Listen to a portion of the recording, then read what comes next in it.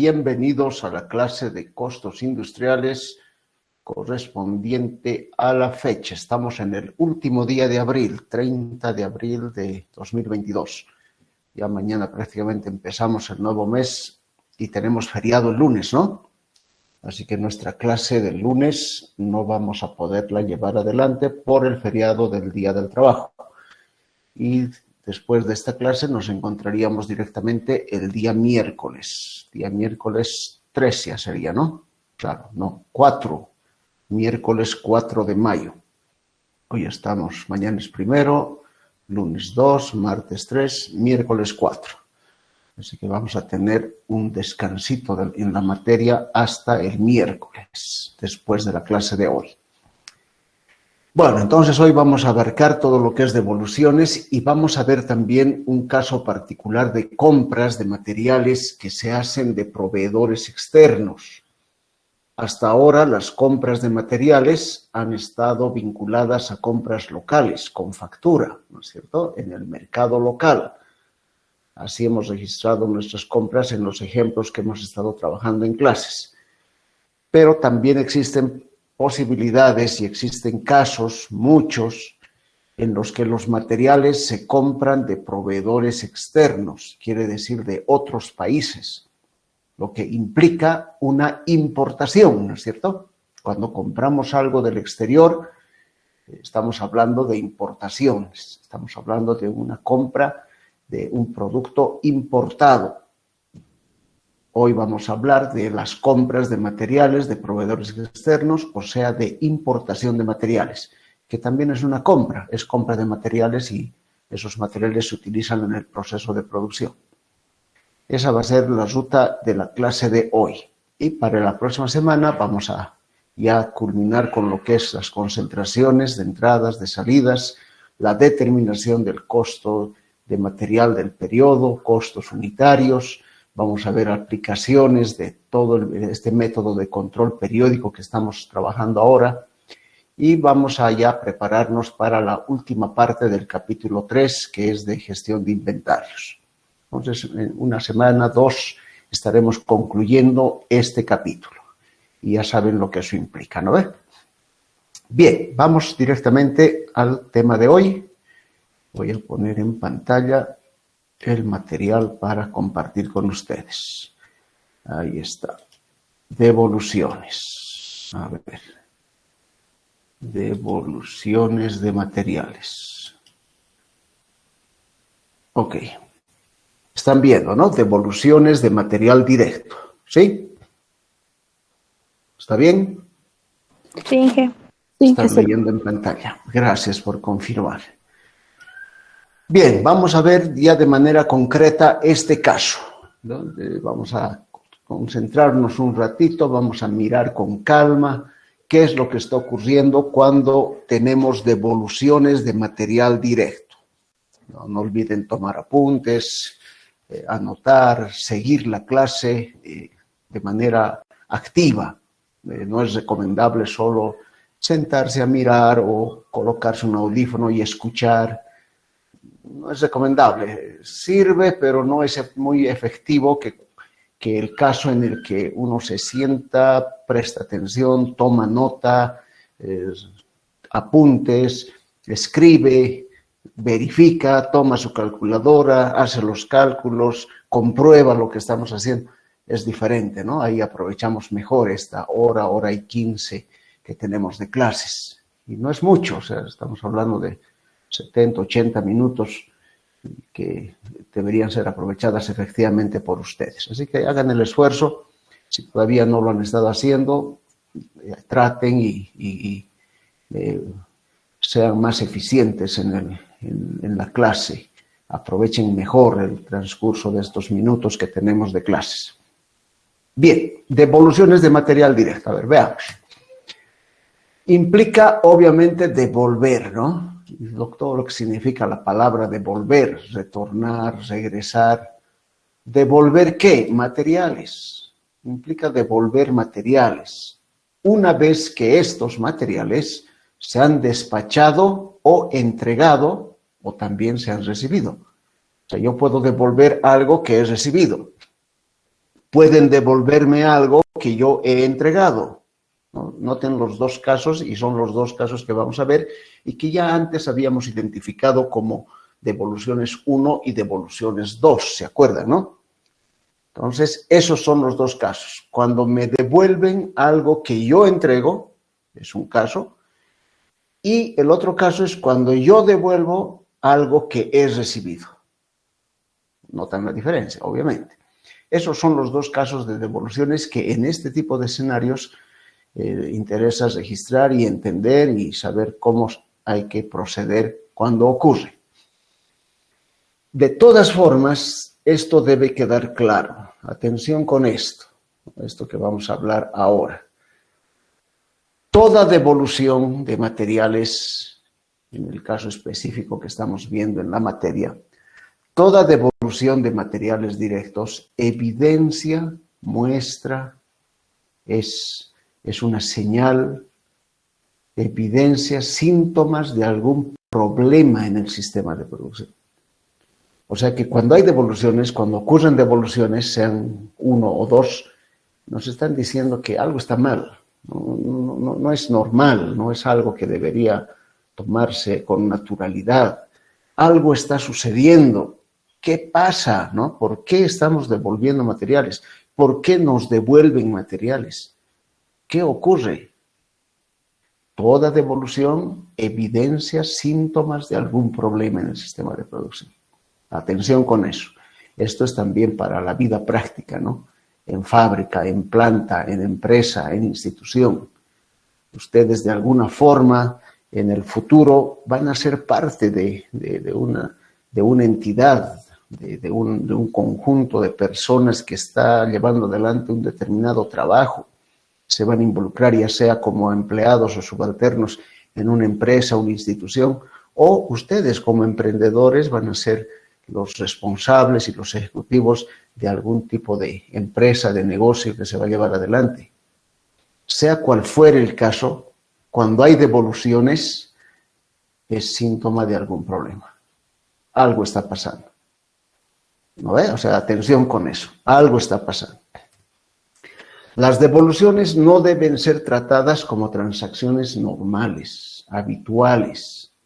O sea, no es así, devolvió, muy bien, autorice por favor, ingeniero, estamos devolviendo. Su firma aquí, sí, cómo no, es firmado, devuelva. ¿No? Normal, sin problema.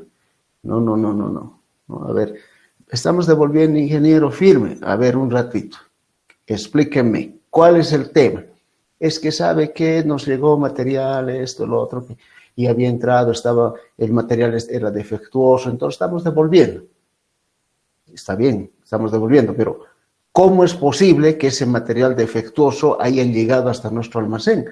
¿Acaso no tenemos un responsable de control de calidad que verifica, o el mismo encargado de recibir materiales no evidencia, no coteja los datos y establece que es realmente lo que hemos comprado? O sea, compramos a ciegas, recibimos sin revisar, nos entregan sin que nos demos cuenta. ¿Cómo es eso?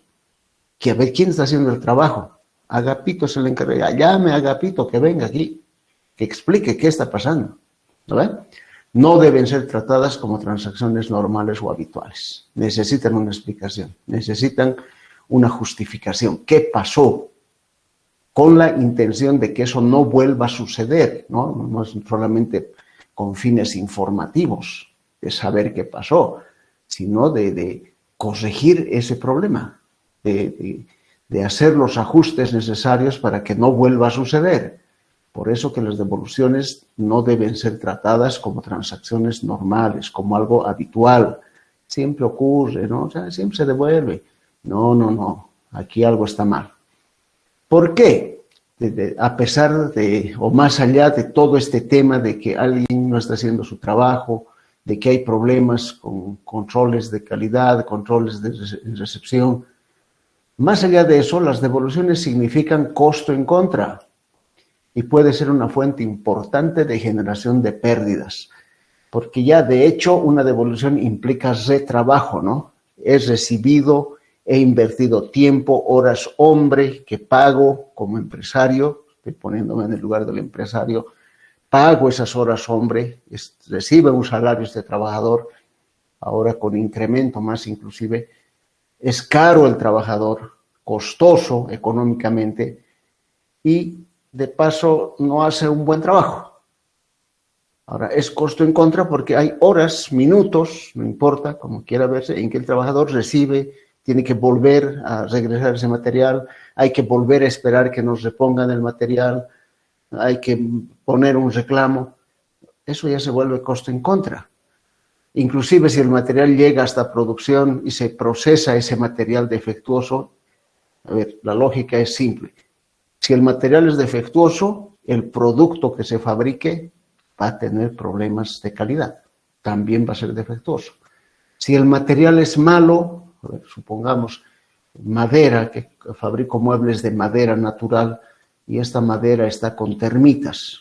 Han debido haber, ¿no? Madera con termitas que les piden un polvito, quiere decir que hay ahí insectos que están carcomiendo la madera, normalmente son termitas u otra variedad de estas, más criollitas las tenemos por acá, por Cochabamba, pero se comen la madera y nos damos cuenta cuando encontramos rastros de un polvo fino de acerrín por el piso, por las paredes o por donde esté ocurriendo este problema. Entonces, fabricamos el mueble con esta madera defectuosa que tiene termitas.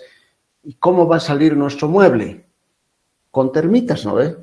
No porque la madera se haya convertido en mesa, en la mesa va a dejar de haber termitas. Va a ser una mesa con termitas, porque la madera, la materia prima, el material directo ya venía infectado.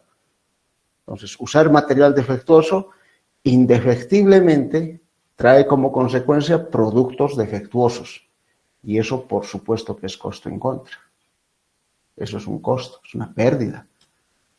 Por eso es que hay que tener mucho cuidado con las devoluciones y no tratarlas como algo normal o como algo habitual o como algo que siempre sucede, que no hay por qué preocuparse, que finalmente vamos a devolver. No, es un problema serio y hay que abordarlo como es. En esencia, podemos decir, cuando ocurre esto, en esencia, podemos decir que alguien, una persona, ¿no?, con nombre y apellido, o más de una, 2, 3 personas, fulano de tal, Agapito, ya, Agapito, Margaracha y Eustaquio. Los 3 son encargados de control de calidad, de recibir materiales, encargados de almacén, tienen un rol y una responsabilidad. Alguien o algunos no están realizando un buen trabajo. No están haciendo su trabajo como deberían. ¿No? Cuando uno contrata personal y cuando ustedes, si en algún momento llegan a ser subalternos, empleados, que no necesariamente se va a ser el futuro de todos, ¿no? Muchos pueden ser también emprendedores, empresarios, dueños de negocios, y otros a lo mejor van a trabajar como subalternos, dependientes en alguna empresa, ejerciendo la ingeniería.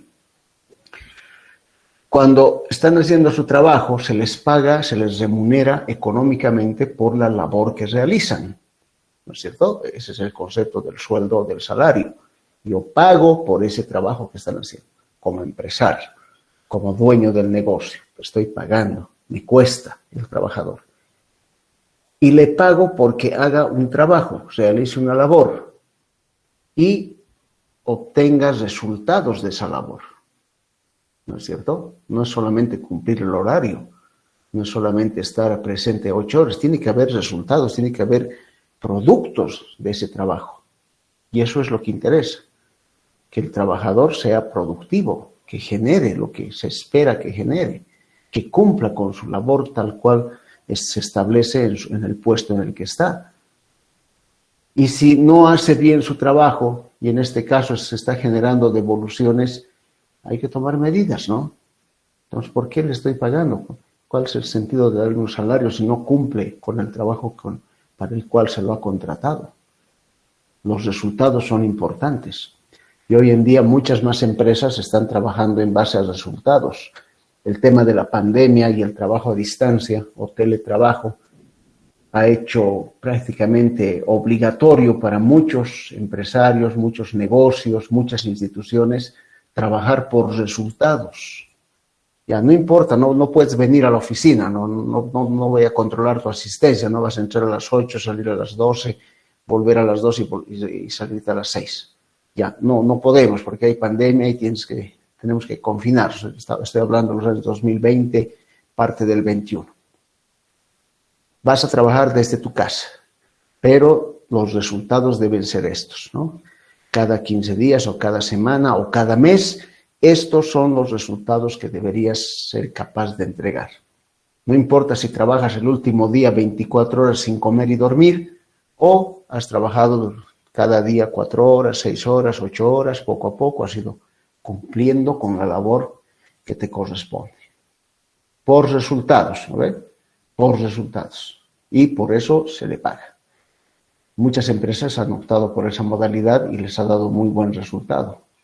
Mejor que el de las 8 horas en oficina, porque se ahorran inclusive espacio de oficina, se ahorra en servicios, energía eléctrica, agua potable, porque el trabajador en su casa usa su propia energía eléctrica, ¿no?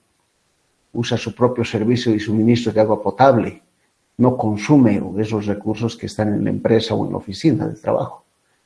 Entonces hay un ahorro en costos para la empresa y una evidencia mucho más efectiva de resultados por parte del trabajador o empleado. Y creo que eso va a quedar, más allá de que la pandemia se resuelva o no, va a ser una forma de trabajo en el futuro. Y muchos de ustedes a lo mejor van a ser protagonistas de ese estilo de trabajo, trabajo a distancia, teletrabajo. Y con esta modalidad, inclusive uno puede trabajar para empresas que están fuera del país, no necesariamente en tu región, en tu ciudad. Puedes ser empleado de empresas que están en Europa, en Asia, Norteamérica, Centroamérica, tranquilamente, porque no necesitas moverte, estás en tu lugar y haces un trabajo y entregas resultados y eres efectivo y competente, ¿verdad? Entonces, es una tendencia que vale la pena tomarla en cuenta. Ustedes que son profesionales del siglo XXI prácticamente van a ejercer la profesión hasta pasado mediados del siglo XXI. El siglo XXI empezó el año 2000, y va a terminar el año 2100. Ustedes van a ser profesionales ejerciendo la profesión de ingeniería entre el 2025, digamos, para ser más realistas y efectivos, de manera plena, ¿no? De manera plena. Quizás antes van a estar en pasantías, van a ser ingenieros junior, van a estar empezando. Pero de manera plena podemos decir que del año 2025 hasta el 2060, 2070, probablemente ya bastante entraditos en años, con mucha experiencia, a lo mejor se van a retirar, se van a jubilar, o van a decir, bueno, aquí termina mi labor de ingeniero trabajando y me dedico a mis cosas personales. Pero fíjense que estamos hablando de gran parte de este siglo XXI, ¿no? Y ustedes son esa generación que va a ejercer la profesión en pleno siglo XXI. Y siglo XXI implica tecnología, implica esto, teletrabajo, implica retos de innovación, de adaptación de nuevas tecnologías a sistemas de producción, a sistemas de negocios, implica una serie de elementos que ustedes deben ser capaces de desarrollar, adaptar y aprovechar. Y esa es la lógica por la cual muchas empresas tienen la tendencia hoy en día de ya no tener empleados en un lugar, en una oficina, en un edificio. No, trabajar a distancia, teletrabajo, con resultados. Y la globalización se vuelve mucho más concreta porque no necesito trabajar para una empresa que está ahí en mi misma ciudad o en mi barrio. Puedo trabajar, como les dije, para empresas que están fuera del país, en otras latitudes. Y fíjense que es tan interesante esto que por la diferencia de horarios hay empresas que trabajan 24 horas al día. Aquí podemos decir una empresa trabaja 8 horas, ya, en 2 turnos 16 horas, pero necesita 2 turnos de trabajadores, hablando de empresas productivas. Pero hay empresas que pueden trabajar 24 horas sin necesidad de hacer turnos, ni pagar horas extras, ni cubrir horas nocturnas. ¿Cómo? ¿No? ¿Cómo? O sea, 24 horas sin que sea de noche, ¿cómo es eso? Simple. Imagínense la China. China está al otro lado del mundo, está al otro lado nuestro, ¿no ve? Es nuestra antípoda. Está a nuestros pies, al otro lado del planeta. Y la diferencia de horas es de 12. 12 horas de diferencia tenemos con los chinos. En este momento aquí en nuestro país y en esta parte del continente, no solamente en nuestro país, porque hay una zona horaria, un uso horario, así se le llama, estamos llegando casi al mediodía, son las 12 menos 20 de la mañana, ¿vale? Esa es la hora local. Y en gran parte del hemisferio es a la hora, 12 menos 20. Compartimos hora con otros países. En China también es las 12 menos 20, pero no es las 12 menos 20 de la mañana, como aquí, con pleno sol y con todo lo que tenemos en este momento. Es las 12 menos 20 de la noche. O sea, China está terminando el día sábado. En 20 minutos va a pasar a ser domingo allá. Nosotros todavía vamos a estar en mediodía de sábado. O sea, las 12 del mediodía aquí es las 12 de la noche allá. Aquí podemos trabajar, ¿no ve? Estamos trabajando, supongan que es una empresa, estamos en plena jornada laboral a las 12 menos 20. Vamos a esperar mediodía para hacer un alto para almorzar, pero después en la tarde continuamos. Supongamos que es un día hábil normal. Pero China está durmiendo, ¿no ve? En China están durmiendo, ya es las 12 de la noche. Y cuando aquí sea las 2 de la tarde, allá va a ser 2 de la madrugada. Sueño total, los chinos dormidos.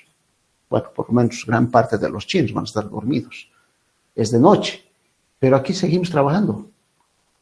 Una empresa que podría tener trabajadores bolivianos y trabajadores chinos puede seguir trabajando en Bolivia porque es de día, ¿no ve? Y cuando aquí sea de noche, allá va a ser de día. Y aquí podemos dormir, pero allá siguen trabajando. La empresa como tal funciona 24 horas. ¿No ve? Noten ese detalle interesante que da esta posibilidad de trabajo a distancia, de teletrabajo, de inclusive hacer que la jornada laboral sea de 24 horas en lugar de 8 solamente. No cierra la empresa, sigue trabajando. Y esa diferencia de horas que con China es de 12, con Europa es de 6 horas. Y con la zona más oriental de Europa, como yendo hacia Rusia, es de 10 horas. Se van a dar cuenta ustedes cuando vean noticias de Ucrania, por ejemplo, ahora que la guerra está ahí en los noticieros internacionales, van a notar, si sintonizan canales en vivo como CNN, BBC News o algún otro que está transmitiendo en vivo desde Ucrania, en el momento van a ver la diferencia, qué hora es allá. Mientras que aquí estamos en la tarde, allá ya es de noche y es las 10, 12 de la noche. Aquí puede ser las 3, 4 de la tarde. O sea, verifiquen eso, a ver, vean ese detalle y se van a dar cuenta de la diferencia de horas que existe. Por lo tanto, un trabajador boliviano puede terminar su jornada a las 6 de la tarde, mientras que un trabajador en esa otra latitud puede continuar trabajando porque ya le llegó el nuevo día, ¿no?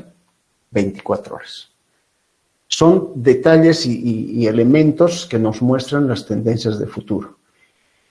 Y si bien esto no es nuevo, no es que ha aparecido recién el año pasado, con la pandemia, con el coronavirus, se ha hecho mucho más marcado y ha acelerado ese proceso de maduración, diríamos, de evolución del teletrabajo, del trabajo a distancia y del no tener necesidad que estar presente físicamente en una oficina o en un lugar de trabajo. Yo estoy seguro que a ustedes les va a tocar ese tipo de experiencias. Ya nosotros, de hecho, estamos viviendo eso, ¿no? Mi generación, que ya estamos casi de salida. Yo soy ingeniero de los años 90, cuando era joven, y ya estamos en el 2020, más de 30 años, ¿no es cierto? Mi generación está viviendo ahora el trabajo a distancia. O sea, esto de pasar las clases virtuales, yo estoy ahorita en mi escritorio, en mi casa, en mi departamento. Desde ahí estoy transmitiendo. Estoy haciendo trabajo a distancia. No necesito ir al aula, ¿no ve? Ya, la pandemia nos ha obligado a que trabajemos a distancia. Ahora se habla de volver a la presencialidad, porque es probable que los semestres regresemos a las aulas. Pero pero yo creo firmemente, no es solo una especulación, de que este trabajo a distancia se va a mantener, va a evolucionar y va a madurar de manera que tal vez ni nos imaginamos. Si bien pareciera que vamos a volver a la presencialidad en el próximo semestre, ¿no? Nos imaginamos que va a ser como antes, normal, sí, todas las clases en el aula, el docente, pero yo no estoy tan seguro.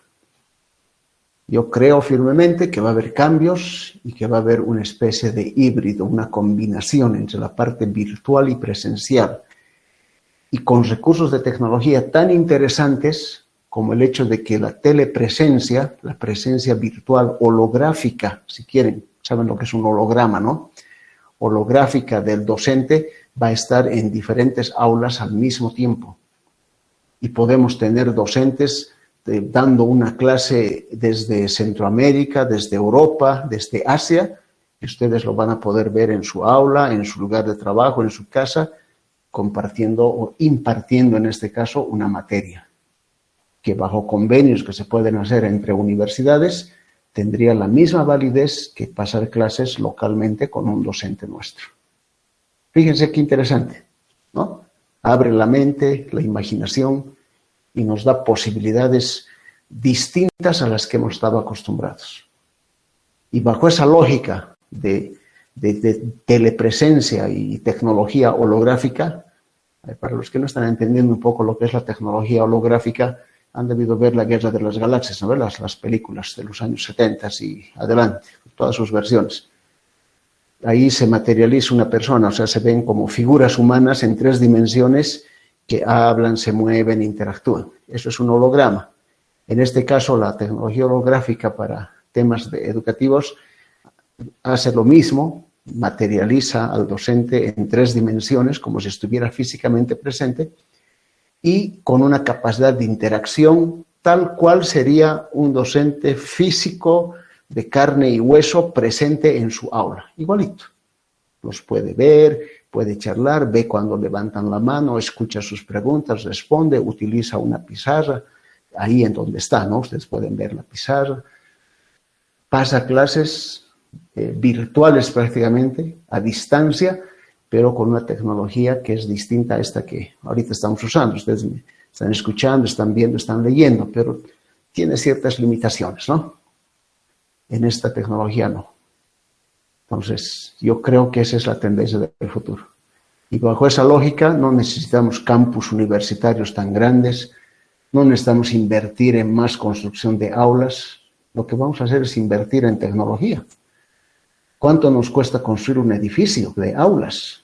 A ver, pregúntense ahí en la facultad los edificios que decimos nuevos, que ya no son tan nuevos, ¿no? Donde incluso le han puesto un letrero de Facultad de Ingeniería Civil, dice al fondo, ubican, ¿no? Donde están las aulas 691, 692 y compañía.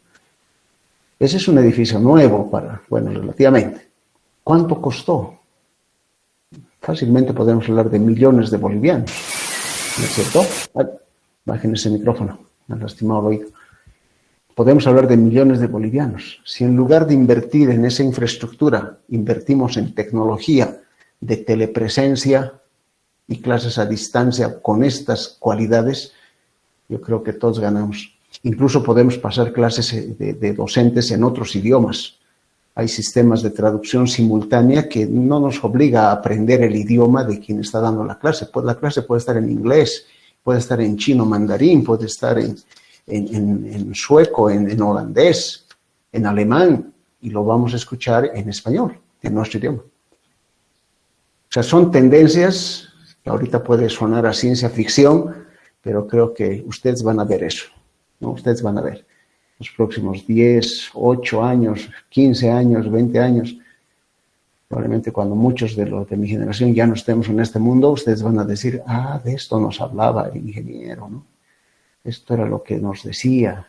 Y resultó que lo que les dije inclusive quedó pequeño comparado con lo que realmente va a suceder, ¿no? Ahorita podemos estar hablando de la época de las cavernas comparado con lo que en ese tiempo, 10, 15, 20, 25 años, tengamos en desarrollo tecnológico para este tipo de actividades, y no solamente para el campo educativo. Estas aplicaciones pueden ir a todo nivel.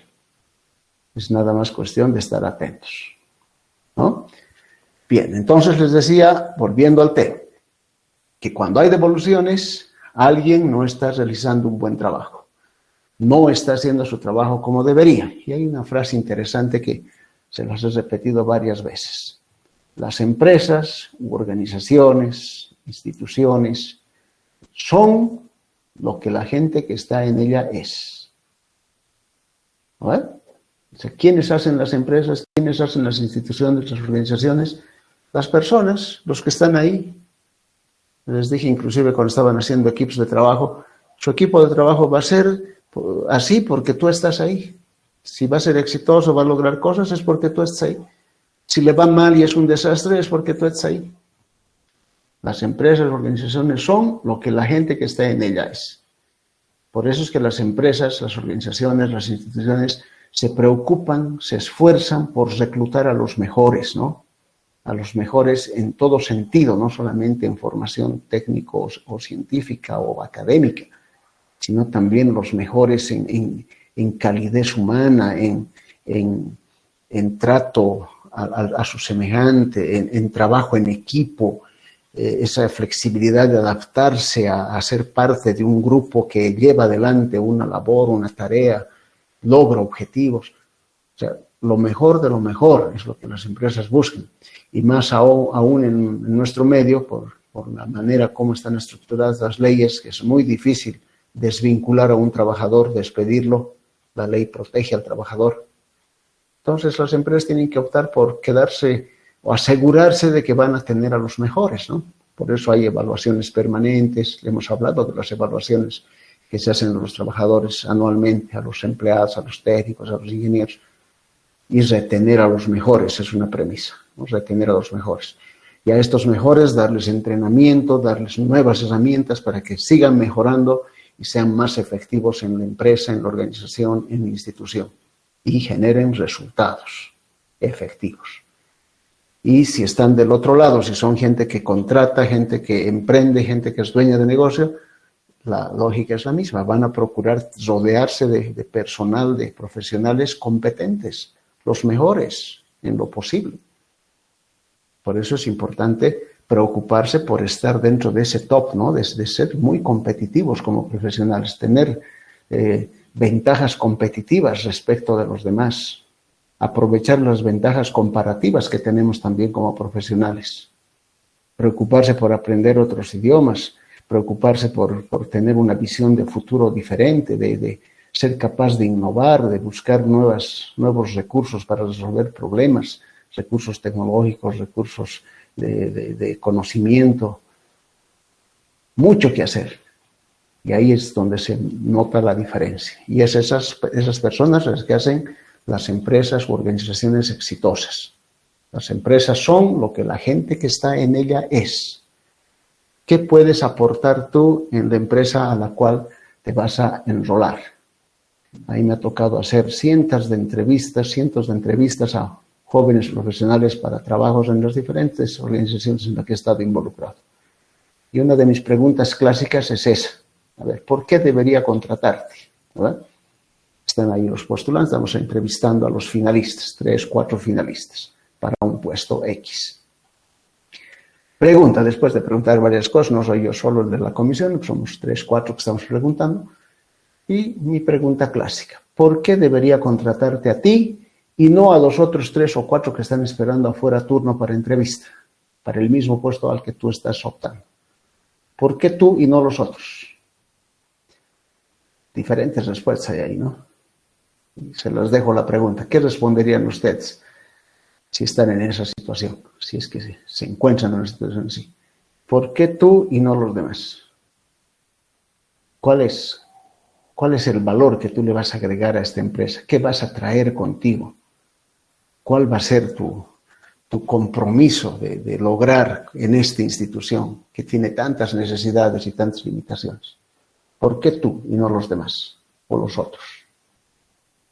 ¿Vale? Entonces, para que piensen, cuando les ocurra, acuérdense de esa pregunta. ¿Por qué tú y no los que estaban esperando junto contigo ahí la entrevista?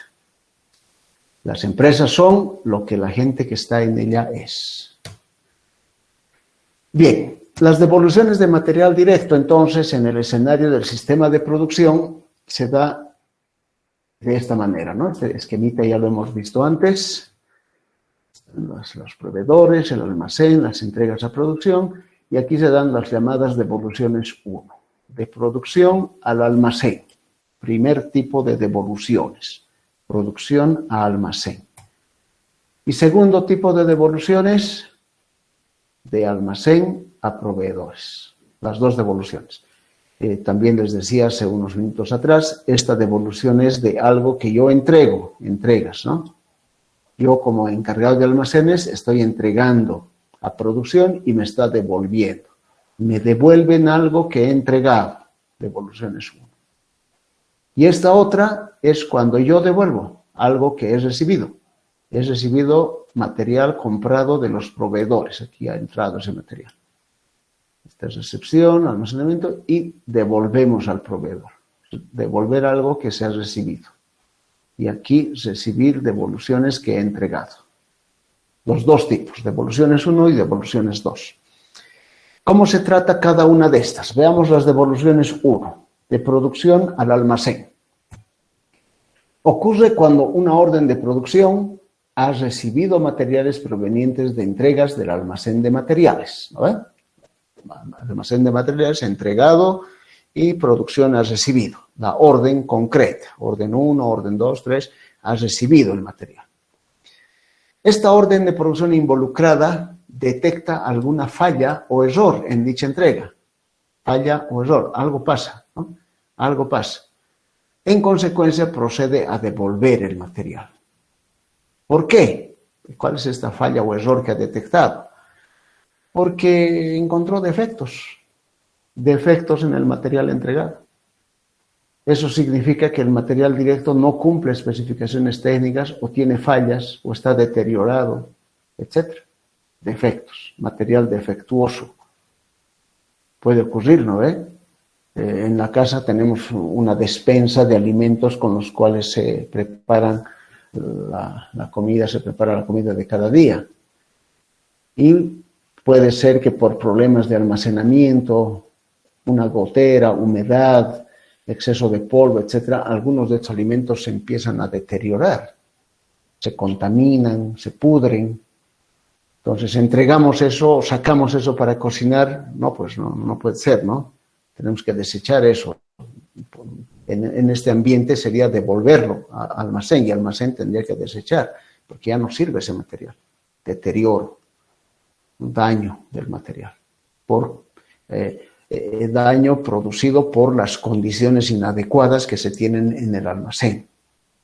Entonces, producción detecta esos defectos y devuelve. No cumple especificaciones técnicas, tiene fallas, etc. Y la segunda forma o causa para devolver materiales es el exceso de material entregado. Ya, esto de defectos puedo entender, ok, asumo mi responsabilidad, yo soy encargado de almacenes, no he hecho nada cuando he detectado que había goteras en el almacén, que ha dañado el material, ¿no es cierto? O he detectado alimañas, algún tipo de seres vivos que han estado contaminando el material y dañándolo y no he hecho nada al respecto y ese material quiero entregar a la producción y me devuelven. Ya puedo asumir mi responsabilidad, obviamente me van a hacer cargo, ya, ¿no? Se entiende. Exceso, devoluciones por exceso de material directo entregado. Hemos entregado por demás. Esto ya es más grave, ¿no? ¿Cómo es posible?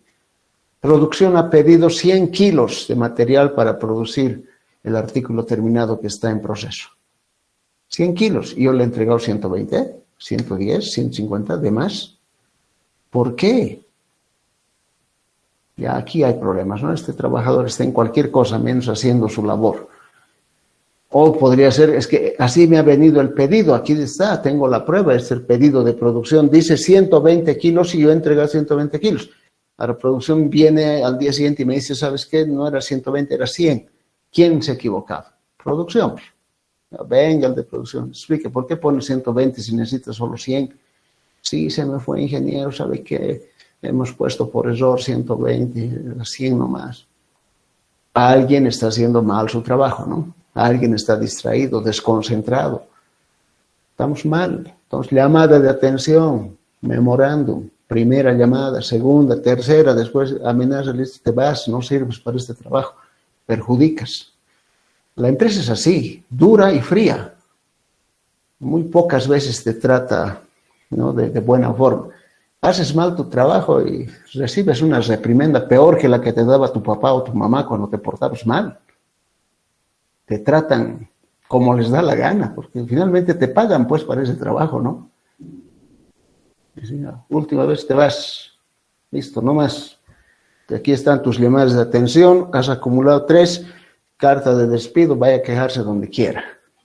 Pero, ingeniero, última vez, digo, nada, a llorar al baño, ahí tenemos 2 baños, escógete con cuál quieres llorar y terminas de llorar, recoges tus cosas, entregas a tu supervisor y te vas.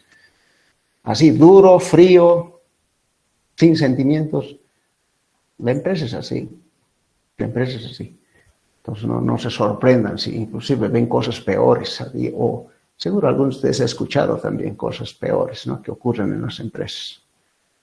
Así nomás es. Y hay un video inclusive de esto, que no es video de casos en los que se presentan estas situaciones que les digo. Es un video que habla de las empresas psicópatas, ¿no? Las empresas son psicópatas y son sociópatas como empresa, como persona jurídica, porque una empresa es una persona, ¿no? Ustedes saben que hay personas naturales y personas jurídicas. Las empresas, para poder operar en nuestro medio, por ley necesitan tener una personería jurídica. Tienen que tener un nombre, tienen que estar registrados en impuestos nacionales, tener su NIT, requisitos, y eso las hace personas jurídicas. O sea, la empresa, el negocio como tal, la institución como tal, es una persona, pero no es una persona natural, es una persona jurídica. Y como persona tiene derechos y tiene obligaciones. Ahora, si comparamos la persona jurídica con la persona natural soy yo, son ustedes, personas naturales. La persona natural tiene sentimientos, ¿no? Tenemos empatías, nos dolemos con el dolor ajeno, nos cuesta asimilar ciertas situaciones críticas que ocurren inclusive en la familia. O sea, somos emocionales. La empresa jurídica no es emocional. No se puede dar ese lujo, si se quieren, de ser emocional, de ser empática, ¿no? Y por eso este video habla de la empresa, la persona jurídica como psicópata y sociópata. Que no le interesa tus sentimientos, no le interesa cómo vivas, cuán necesitado estés del trabajo, no le importa, le interesan los resultados que puedes lograr. Y punto. Si quieren ver ese video, tiene 2 partes inclusive, es largo. Son como 2 horas de un documental, en realidad más que un video, es un documental. Las empresas psicópatas, algo así es su título. Si buscan en YouTube, empresas psicópatas, van a encontrar. Y a ver, denle un tiempito, vean, se van a dar cuenta de lo que les estoy hablando. Hacen un test, ¿no? Comportamiento de un psicópata, a ver, ¿cómo se comporta un psicópata? Rasgos desde el punto de vista de la psicología. ¿Cuál es la conducta de un psicópata? Esto. ¿La empresa se comporta así? Sí, cumple con esto. La empresa psicópata. Es más o menos de eso trata el documental. Va viendo punto por punto rasgos característicos de un psicópata y compara con la empresa, con la persona jurídica. Interesante. Les puede servir eso para entender muchas cosas. Se los recomiendo. Busquen ese videíto y véanlo. En vez de estar viendo otras películas más divertidas, esta les puede ayudar para tener una visión un poquito más amplia de lo que es el mundo empresarial en la realidad. Entonces, exceso de materiales, alguien está haciendo mal su trabajo, entrega por demás, ¿cómo es posible? Problema, ¿no ve? Son los 2 casos. Ahora, en ambos casos, ya sea por defectos o por exceso, toda la información vinculada a este tipo de devoluciones está completamente disponible. Esa es la buena noticia, diríamos. No necesitamos adivinar nada, ni buscar, ni hacer cálculos, nada por el estilo. La información está ahí disponible, clara y específicamente identificada. No hay dónde buscar ni no hay necesidad de complicarse la vida. Los datos son muy concretos y directos. Entonces, eso ayuda a registrar adecuadamente estas devoluciones. Por ejemplo, vamos a ver en el caso que estamos haciendo en clases. Criterio WEBS. En fecha 10 de mayo, esta es una nueva transacción, ¿no? En fecha 10 de mayo, la orden 748, fíjense, nos dice la fecha, nos dice quién, la orden 748, devuelve al almacén 600 kilos de material directo X. Dice qué material, dice qué cantidad, datos concretos, ¿no? Por eso les decía, no hay necesidad de buscar ni de estar haciendo cálculos, nada. La información está disponible y es clarísima. La fecha, qué orden de producción, cuánto devuelve y qué material. ¿Y por qué devuelve? Por exceso, dice. Devuelve por exceso. Ya que la transacción del día 4 de mayo, en la transacción del día 4 de mayo se especificaba claramente 900 kilos en lugar de los 1.500 que fueron entregados. O sea, el pedido de producción era de 900 kilos y resulta que el almacén entregó 1.500, entregó en exceso. El caso que estábamos hablando hace ratito, ¿no? Entonces, ¿qué ocurre? Que producción devuelve. Pues no hemos pedido 1.500, hemos pedido solo 900. Ya aquí estamos devolviendo 600, que está por demás. Devoluciones de producción al almacén, en este caso por exceso. ¿Cómo se registra esto? Aquí están todas las transacciones que ya hemos hecho, las entregas del 4 de mayo, fíjense, están ahí e identificamos la orden 748, ¿no? Que es la que está devolviendo. A ver, ¿dónde está la orden 748? Se perdió mi mouse. Aquí está. Esta es la orden 748, porque esta devolución viene de la entrega del 4 de mayo, dice. Este es el 4 de mayo. Y esta es la orden 748, que efectivamente entregó a producción 1.500 kilos, ¿no? Ahora producción dice, no hemos pedido 1.500, hemos pedido solo 900. Y para entregar los 1.500 kilos, ha entregado 500 kilos a 17,40. Con eso ha agotado las existencias de material a ese precio de 17,40 y ha tenido que usar lo del inventario inicial, a 15 bolivianos el kilo, los restantes 1.000. O sea, en 2 se ha dividido esta entrega, ¿no? De tal manera que ha cumplido con los 1.500. Pero ahí dice que hubo un error, no era 1.500, tenía que haber sido 900. Así que en fecha 10 de mayo, que está aquí debajo, se devuelve al almacén. Se devuelve al almacén 600 kilos. Porque está por demás, ¿no ve? Por exceso. Necesitaban 900 y han recibido 1.500. Hay 600 en exceso. Devuelven 600 y devuelven a 15. ¿Por qué devuelven con un precio de 15? Porque es lo último que ha entrado a esta orden en precio, en cantidad 1.000, en precio 15 bolivianos. O sea, ha recibido 1.000 a 15, es lo último que ha entrado, entonces tiene que ser lo primero en salir, 600 a 15. Si esto fuese PEPS, primeros en entrar, primeros en salir, tendría que devolver lo que primero ha entrado, 17.40, a las 7.48, ¿no? Siempre pensando en la orden 7.48.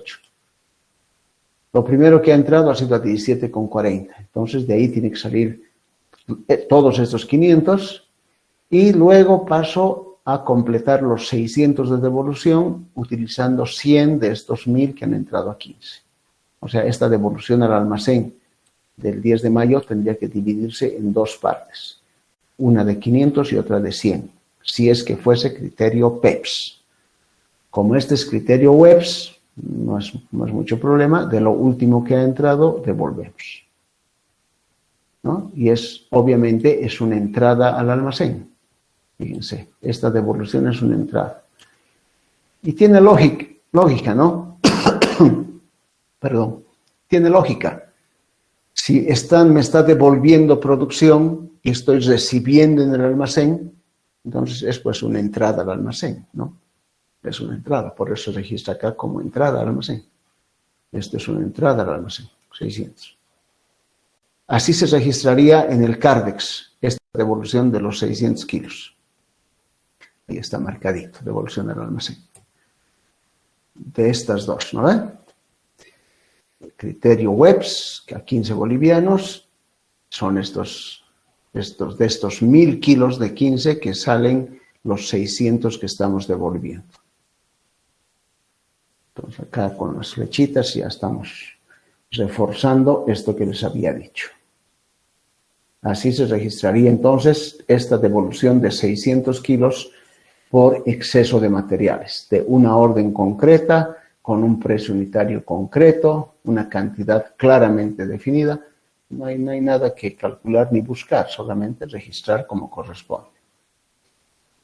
Si fuese PEPS, eso es lo que les decía, si fuese PEPS, el mismo ejemplo, en fecha 10 de mayo devuelve por exceso, igualito, ¿no ve? 900 en lugar de los 1500, lo mismo.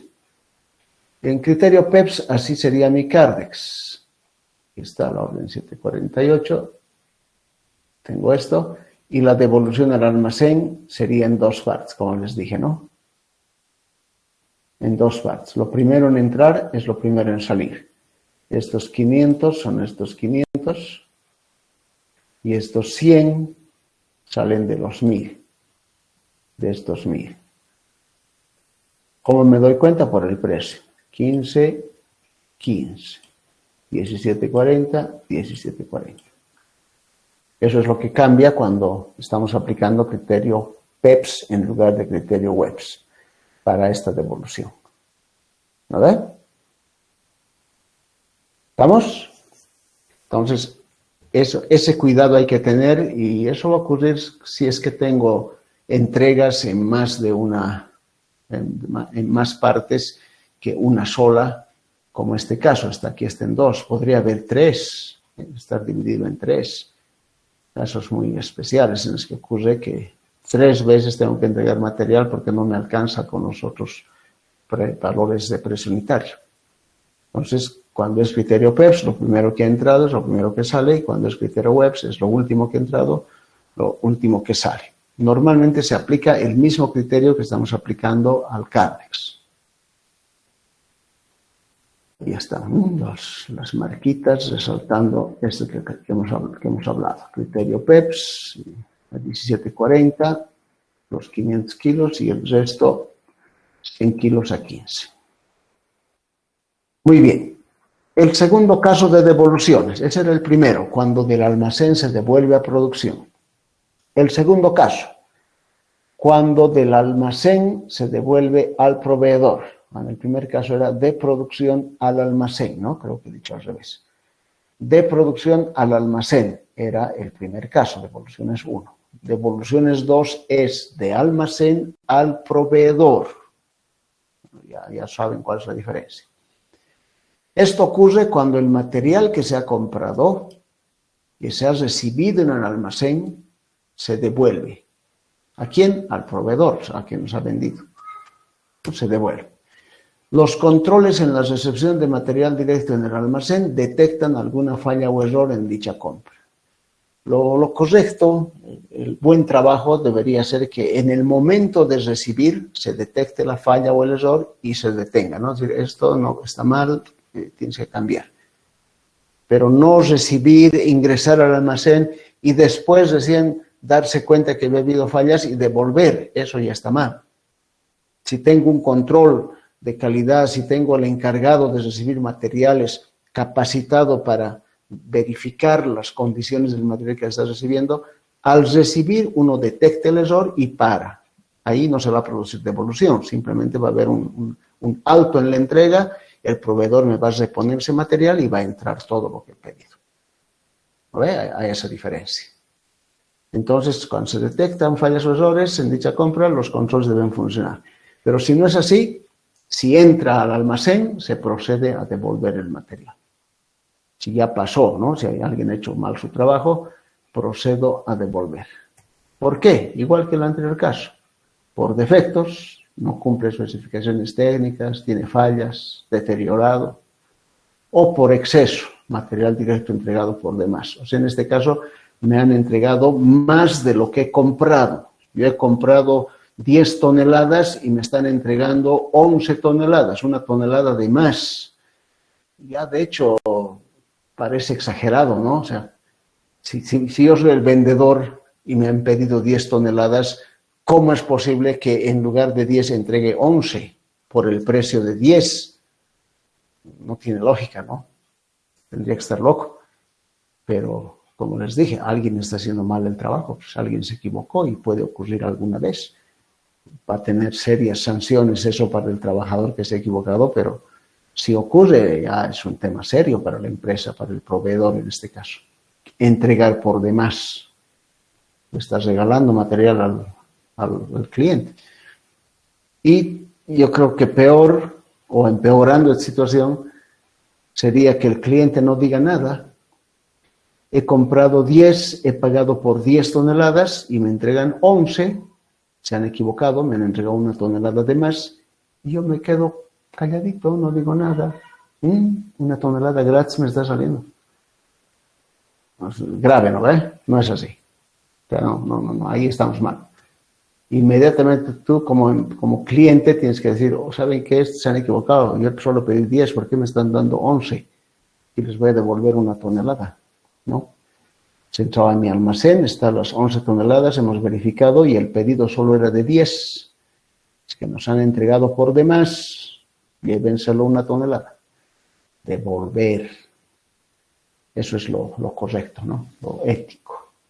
No quedarme calladito y ya pues se equivocaron, pena por ellos, me están regalando 1 tonelada. Tal vez muchos estarían felices, pero no está bien. No puedo estar feliz con el error de otro. Yo he pagado por 10 toneladas, no por 11.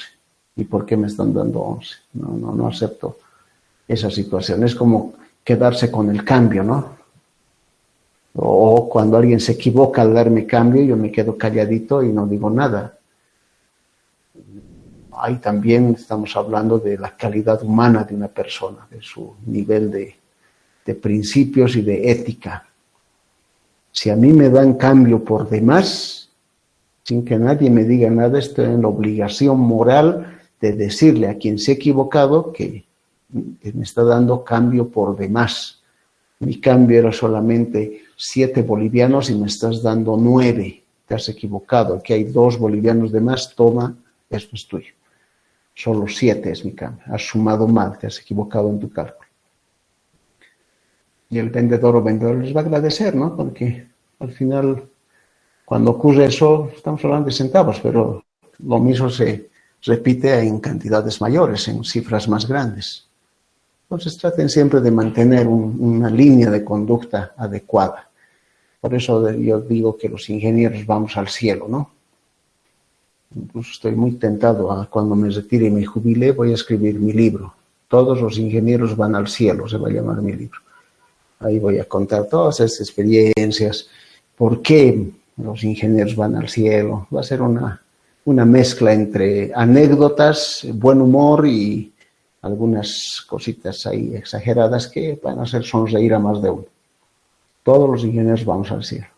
¿Por qué? Porque en el fondo, sencillamente, tenemos el deber de actuar con responsabilidad, con seriedad y con ética, ¿no?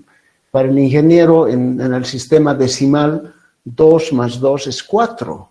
No hay dónde, ¿no? ¿Qué vas a cambiar ahí? 2 unidades más 2 unidades, total 4 unidades. ¿Qué? Ahora ahí hay una broma que hacen para los abogados, ¿no? Dice que cuando al ingeniero le preguntan cuánto es 2 más 2, el ingeniero dice 4. Y cuando le preguntan al abogado cuánto es 2 más 2, el abogado responde cuánto quiere que sea. ¿Cuánto le gustaría que sea 2 más 2? ¿No ven? Esa es una broma que alguna vez se maneja en ciertos círculos. Pero para los ingenieros no, pues es 2 más 2 es 4 nomás. ¿Qué vamos a cambiar o discutir ahí? La ley de la gravedad se cumple, nos guste o no nos guste, crea en ella o no crea en ella. O sea, alguien me puede decir, yo no creo en la ley de la gravedad. Bueno, lánzate de este edificio y a ver si después de caer 8 pisos medio muerto, todavía sigues insistiendo en que no existe la ley de la gravedad. La ley va a estar ahí y tiene un valor, 9.81 metros por segundo cuadrado. Listo, eso es indiscutible. ¿Qué vamos a estar discutiendo? Que no existe, que no es así, no creo en la ley de la gravedad, vamos a decir. No, no es cierto. O sea, lo que es nomás, y los ingenieros nos manejamos en esa línea. Y así hemos sido formados. Así que estas cositas que estamos mencionando son parte de un estilo de vida, de una conducta que debemos mantener.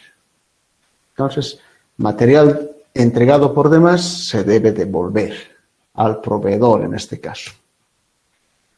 Igual que en el anterior, toda la información normalmente vinculada a este tipo de devoluciones está completamente disponible también. O sea, tampoco hay que averiguar mucho, ni investigar, ni calcular. La información está. A ver, por ejemplo, en fecha 11 de mayo, devolvemos al proveedor el 50% del material directo X regresado de producción por exceso en la anterior transacción. Ok, en la anterior transacción hemos devuelto de producción al almacén 600 kilos, ¿no ve? Ahora esta transacción dice que al día siguiente, el 11 de mayo, vamos a devolverle al proveedor, porque está en exceso. Esto debe venir desde el proveedor. Ok, ya, vamos a asumir que desde el proveedor se habían equivocado, nos han dado por exceso, por demás el material. Y le vamos a devolver al proveedor el 50% de ese material que hemos entregado a producción por exceso. O sea, de los 600 kilos, vamos a devolverle al proveedor 300 kilos, porque estaba por exceso. Veamos entonces. Aquí están las transacciones, la hoja Cardex, webs, ¿no? Todos estos webs. Están las entregas y está la devolución de los 600 kilos, ¿no? El 10 de mayo, aquí está. 10 de mayo, devolución 600 kilos. A 15 bolivianos hemos devuelto. Esto es una entrada al almacén y sus valores, 9.000, se actualizan, ¿no? Los saldos, todo lo demás. Y el 11, aquí está la del 11, devolución al proveedor. De los 600 kilos vamos a devolver el 50%. El precio tiene que ser el mismo, obviamente, 15. Y la devolución va a ser de 300 kilos. Noten ahora que esta devolución al proveedor está en salida, ¿no? Ya no es entrada, es una salida del almacén. En criterio webs, 15 bolivianos, y esto es el 50% de esos 600 que estamos devolviendo al proveedor. 300 kilos. A ver, 300 kilos. Devolvemos al proveedor. Y es una salida. ¿Y por qué es una salida? Porque está saliendo del almacén. Pues estamos sacando del almacén y se lo estamos entregando al proveedor. Por eso es una salida. En otro caso, ¿por qué era una entrada? Porque venía de producción e ingresaba al almacén. Lógica, ¿no? Sentido común nomás ahí. ¿Por qué un caso es entrada y el otro caso es salida? Y podría decir, toda devolución de producción al almacén se registra como una entrada de materiales. Y podría decir, por otro lado, toda devolución del almacén al proveedor se registra como salida de materiales. Suena bien, ¿no ve? El texto. Pero es más correcto, más serio el interpretar que esto es así. O sea, ¿por qué salida y por qué entrada? Sentido común, ¿no? Es entrada al almacén porque viene de producción, pues está entrando al almacén. Y es salida del almacén porque se está yendo, le estamos dando al proveedor, está saliendo del almacén. ¿No? Más allá de ese narrativo que acabo de mencionarles. Un sentido común. Ahí está, así se registraría. Y en criterio PEPS tendríamos este caso, ¿no? De los 500, porque se divide esto en dos, dijimos, la devolución de producción al almacén es en dos partes, 500 y 100. Como este es criterio PEPS, lo primero en entrar ha sido 17.40. Entonces de ahí va a salir los 300 kilos de devolución al proveedor de la primera entrega. Criterio PEPS, ¿no? La suma de estos es 600 y el 50% de la suma de 600 es 300. ¿Y de dónde salen esos 300? De la primera devolución que hemos recibido de producción del almacén. De estos 500 va a salir. Por eso es 17.40 el precio. Es la diferencia que hay que tomar en cuenta. 17.40, 50%. Conclusiones de devoluciones. Se debe tener, primero, especial cuidado al registrar y tratar los datos de devoluciones. Mucho cuidado.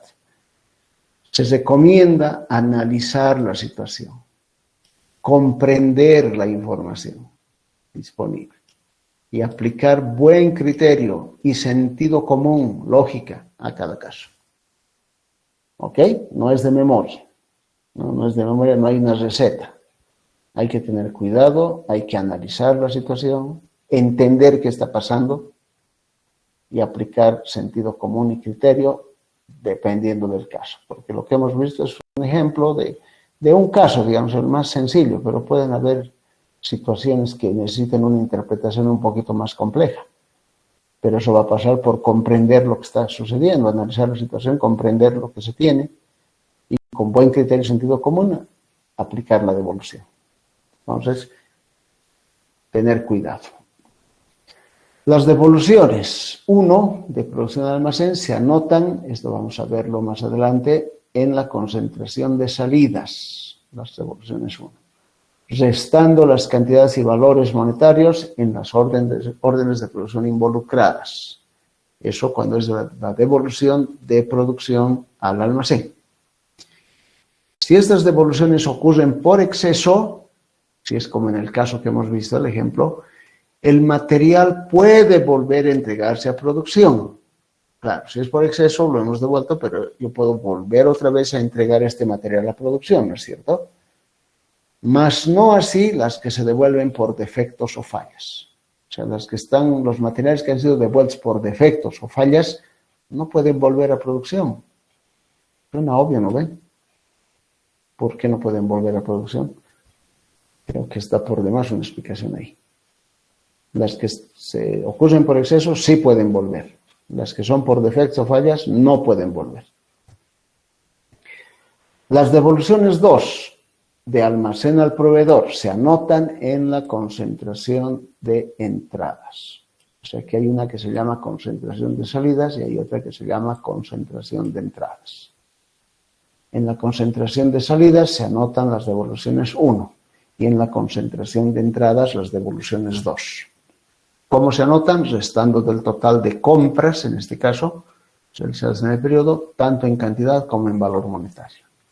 Entonces, conclusiones de las devoluciones de material directo. Los dos casos los hemos visto prácticamente en detalle. ¿Vale? Muy bien, me hubiera gustado ver importación de materiales más, pero ya estamos un poco tiempo, vamos a tener que cortar la importación a medias y eso no está bien. Prefiero ver completamente importación de materiales y las concentraciones de materiales la siguiente clase, que es el día miércoles.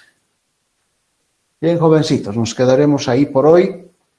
El día miércoles retomamos las clases. El lunes no tenemos clases porque es feriado, ya les dije al principio, por si acaso para los que han llegado después y no han escuchado.